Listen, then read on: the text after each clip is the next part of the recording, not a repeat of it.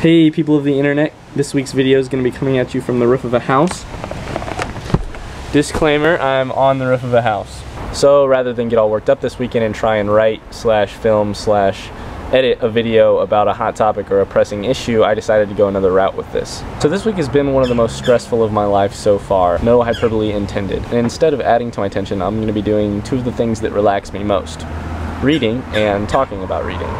I started on the roof, though the weather has turned cold, and read through the first essay in David Foster Wallace's book, A Supposedly Fun Thing I'll Never Do Again.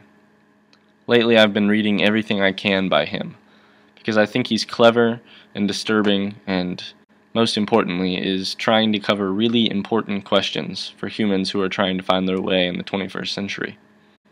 I'm looking forward to reading the rest of the book, and to having his weird way of thinking and his words bouncing around in my head. Next, I finished the last few pages of a book I've been working on for a couple of weeks, The Portrait of Dorian Gray by Oscar Wilde. This is my second time through, and while I still recognize the brilliance of the mind behind the dialogue, I also sometimes feel as if Wilde created some of that dialogue just so that he'd have a stage that he can parade his wit around on. I get moved by this book, but I also feel the puppeteer's hand behind that movement. Regardless, it's a smart, enjoyable book. Though my nose started to run, I stayed until the last few pages were finished. I ended the day with Siddhartha by the German Hermann Hesse. I'm just over halfway through, and the simple writing is about as far from David Foster Wallace as a book can get. But the simple writing turns into solid ideas. As the character wanders through life looking to find his own way, he adopts other lifestyles and tries to reach enlightenment. He keeps each lifestyle until he has learned from it, and then discards it.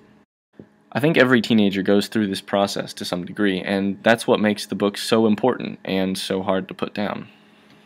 Okay, back out on the roof again.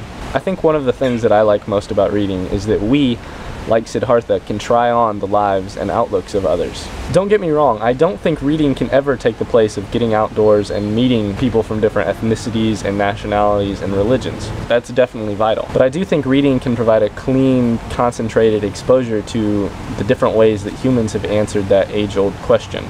How, as humans, should we live on this earth? Reading, I think, has helped me better answer that question.